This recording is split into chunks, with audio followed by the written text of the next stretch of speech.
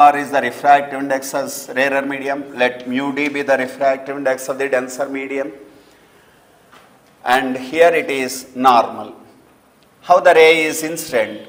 There are possibilities. Normal instance to grazing instance. Variation of theta I from 0 to pi by 2. 0 case is normal instance, pi by 2 case grazing instance. When theta I varies from here to here, what happens to delta deviation? So first we will consider a particular angle of instance, theta I. As we know, as the ray enters rarer medium from denser medium, it bends away from the normal. Theta R is greater than theta I.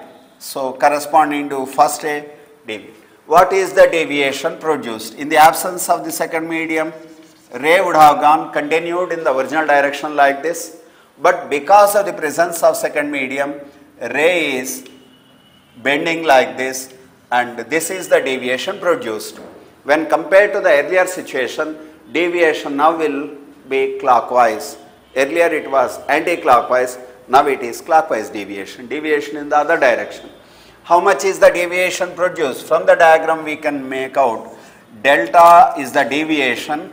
It is theta R is the total angle, theta I is this angle is theta I.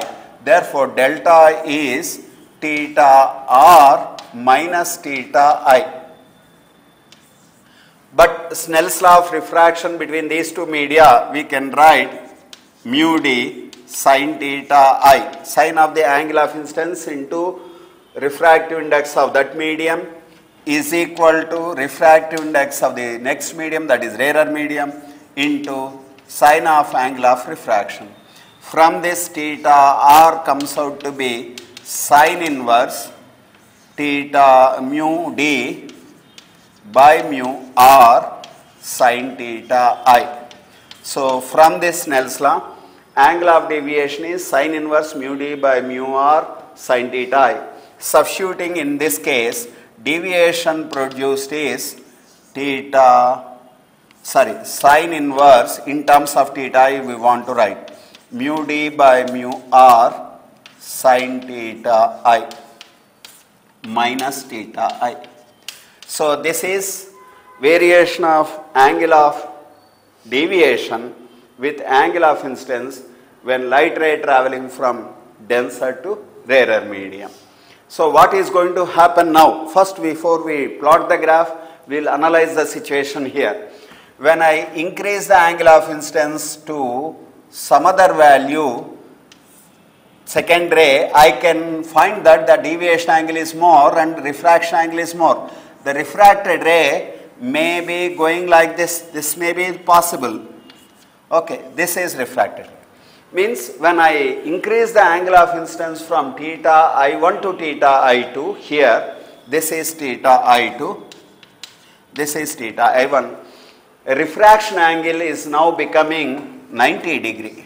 That is theta R2 in this case is 90 degree or pi by 2. This angle of incidence in the denser medium, for which refraction angle in the rarer medium becomes 90 degree, and the refracted ray instead of entering into second medium, it grazes the surface separating the two media. This angle of incidence in denser medium is called critical angle. Therefore, theta I2 is called, usually denoted by theta C, is called critical angle.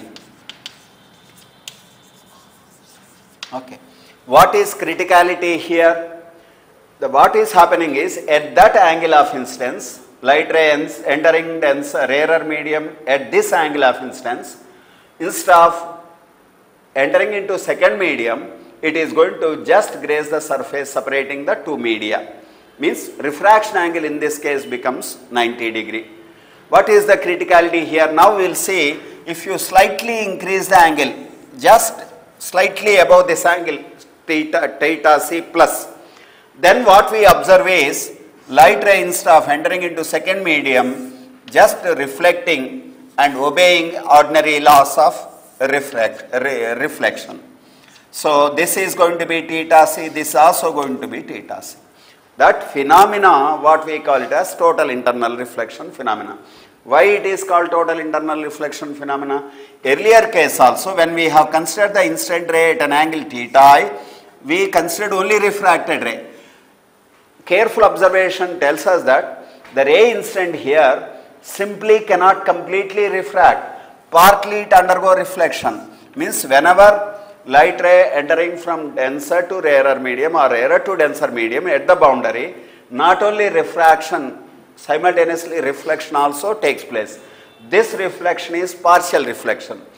Ray is entering here or entering at this boundary and comes out as a refracted ray here partially and reflects into the same medium partially. This case it is partial reflection. Whereas in this case, as total light which is incident is not entering into second medium, simply turning back into the first medium. Therefore, this is what we call it as total internal reflection. Therefore, when the light ray entering a rarer medium from a denser medium greater than a particular angle called critical angle, it undergoes total internal reflection. When it is deviation angle is, when it is just critical angle case, it is refraction is taking place at 90 degree, deviation at theta I is equal to theta C comes out to be pi by 2 minus theta C is the deviation, because this angle is theta R, that is pi by 2, and theta C is this, therefore pi by 2 minus theta C is the deviation produced when light ray is entering at an angle, critical angle, and the refraction angle is 90 degree. When the total internal reflection takes place, reflected angle also is theta C, therefore the deviation angle now becomes pi minus 2 theta C. Therefore, delta suddenly increases to pi minus 2 theta C. That's why whether it is total internal or refraction, both are going to simultaneously take place at the same angle of incidence. That's why the name critical angle is given. The criticality here, we cannot say that it is simply refracting or undergoing total internal reflection. Both will take place simultaneously. That's why deviation suddenly at critical angle changes from pi by 2 minus theta C to pi minus 2 theta C. Now, we will now plot the graph between variation of delta with theta I when ray entering from denser to rarer medium. The graph will be between theta I and delta starting from 0. When angle of incidence is 0, deviation angle also will be 0, because theta I is 0, here also it will be 0, deviation is 0. But when as theta I increases, this quantity is increasing, this is subtrute. Therefore, it is earlier it was theta I minus this, now it is this minus theta I. It is just opposite to the earlier graph. Earlier it was concave down, it is now going to be concave up. Variation is going to be sine function, it is going to vary up to what? Up to theta C, up to critical angle the variation is going to be like this. Variation of delta with theta I is going to be like this up to the critical angle. At critical angle, if it is refraction, deviation angle is pi by 2 minus theta C. Just now we have calculated for theta I is theta C. Simultaneously, total internal reflection also is going to take place. Total internal reflection also is going to take place here. Therefore, deviation angle suddenly increases to pi minus 2 theta C. So, therefore, up to this refraction, suddenly total internal reflection. Afterwards, what happens to the light ray? Light ray, if the angle of incidence is greater than critical angle, it simply reflects, no refraction, and it obeys ordinary laws of reflection. And what is the deviation for theta I greater than theta C? When theta I is greater than theta C, theta I greater than theta C, simply light reflects into the same medium. This also is going to be theta I which is greater than theta c. Therefore, deviation angle is now going to be pi minus 2 theta I greater than theta c.